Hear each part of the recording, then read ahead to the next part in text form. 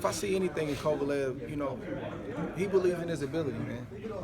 You know, and he's the type of fighter, and he has the type of background from where he comes from, and the way he's going about his career, where his nickname or his moniker says a lot.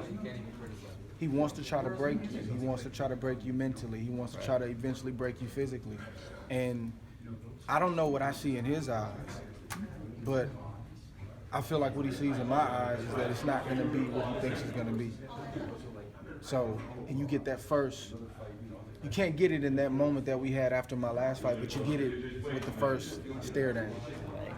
So when we looked at each other, I'm not turning, bro.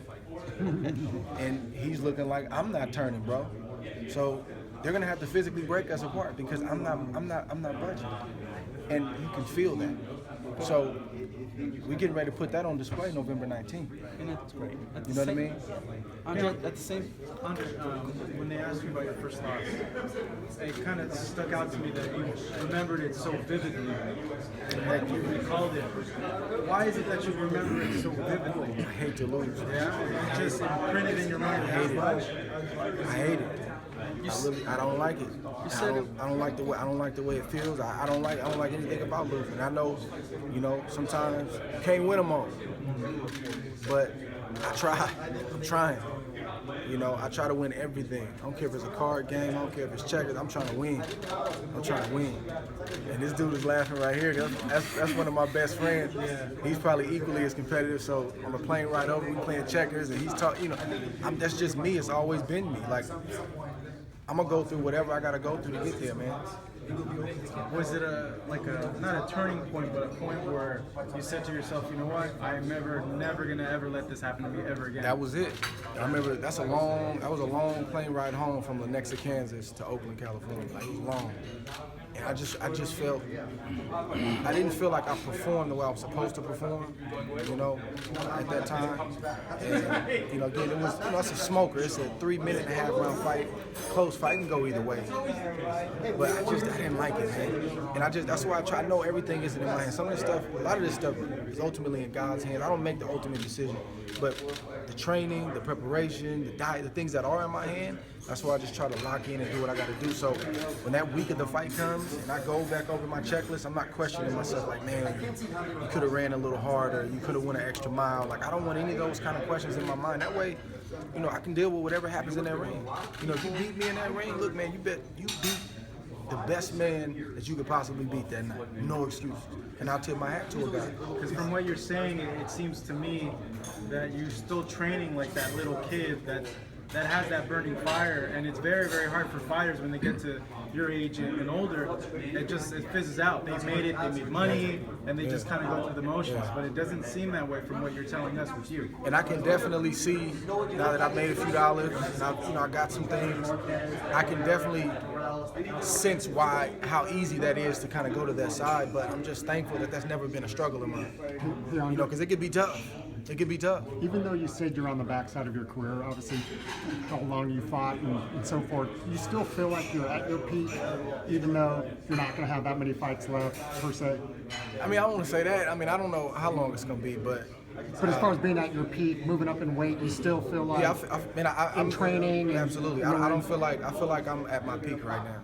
And I feel like we're gonna see that November 19th. I really do. I don't feel like, you know, when I'm in sparring, when I'm in like even the brand fight, like I didn't do everything I wanted to do, and you know, again, it's just a crazy aqua fighter and those kind of things we talked about earlier. But like, I'm not getting hit with punches that I typically wouldn't get hit with, you know. And I try to, you know, certain things offensively. You know, it's like I'm pretty much doing what I want to do. It's nothing in there where it's like, man, you normally wouldn't get hit with that. Step too slow or something. Yeah, like that. That's when things get tricky, you know. And I'm not at that point yet, man. I still have top flight sparring. Everything is the same. I just feel seasoned, man. I really do. I feel seasoned. I feel good. And the thing is just obviously to stay healthy. You know, I'm training a lot smarter now. Like, I do just as much, you know, prehab and rehab stuff as I do actual training now, and that just comes with age. I got 20 some odd years in this sport, 20 going like maximum effort, and with very minimal breaks in there. So So you're gonna start having stuff break down. You just got to make sure you do the recovery stuff, and that keeps you, keeps you in the game. You're probably one of the most professional fighters in the way you conduct yourself, right? Probably been like that your entire career. Given Kovalev's killer persona or whatever, a lot of people probably want him to take on that villain role, but he's actually been pretty respectful, pretty professional. Which is a little out of character. That's what I was going to ask you. Does that surprise you at all?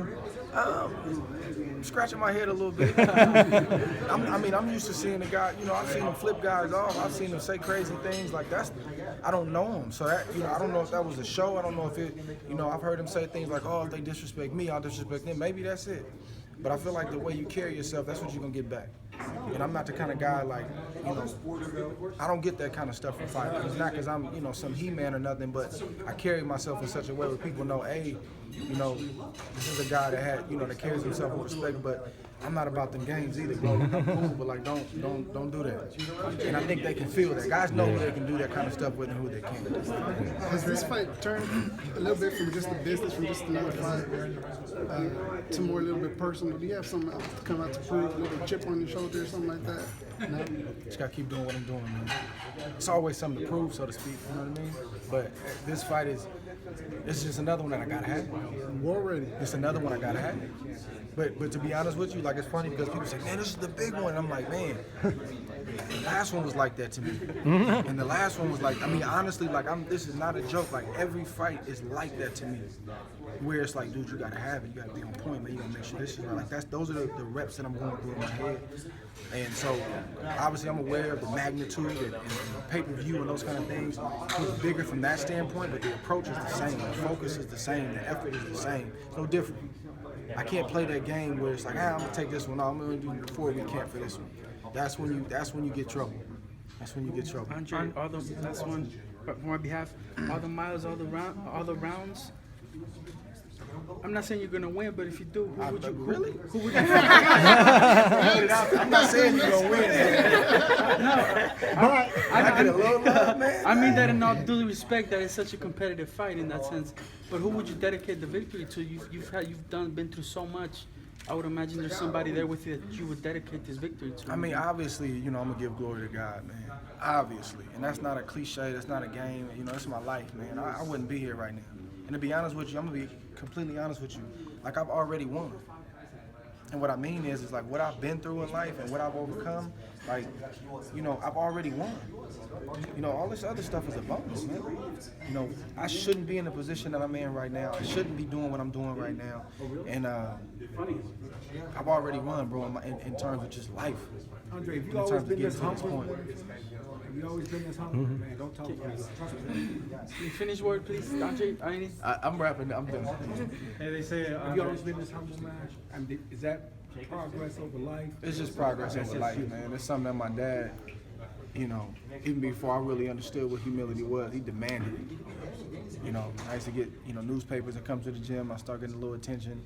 You always give God glory and stay humble. And, I didn't understand what that meant, but you get to a certain point in life where you intimately understand within yourself, like I'm putting in my work, but it's something greater than me and bigger than me getting me through, not just fights, but through life and moments. And when you understand where your strength and your power comes from, man, there's no room to boast. There's no room to boast. And I'm not to say that we all got to fight pride. We all got to fight it, but there's no room to boast, man. There's no room to boast. I know where my strength comes from, man. I thank God for these opportunities, and really, to be honest with you, that's probably one of my greatest strengths, just even in the ring. Like, I'm the guy that doesn't look like much going into the fight. I'm not the biggest, not the strongest, not the fastest, but somehow, some way. And then guys are scratching their head like, yeah, looking at his coach like, you lied to me. You lied.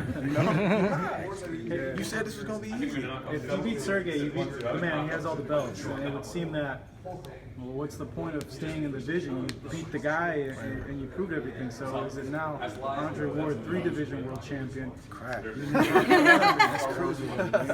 Because really, who else would there to be fight? You fought the guy, so it's like, really, well, what's the point of staying in the division?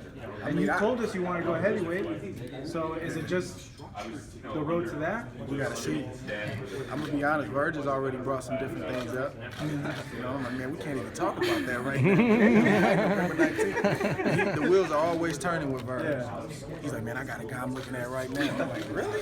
Come on, man. But What do you walk around at? we'll see. Andre? What do you walk around at? I can't really talk about All right, guys. I appreciate Thanks, it. Bert. it. Appreciate Let me you, with Andre. you said that you shouldn't be in the position you're in because of where you grew up and everything like that. Now, I've heard a quote about boxing, and I think it's very true.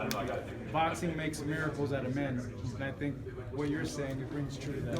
And I appreciate that, bro. Thank you, man. I appreciate all of you guys. Thank you so much.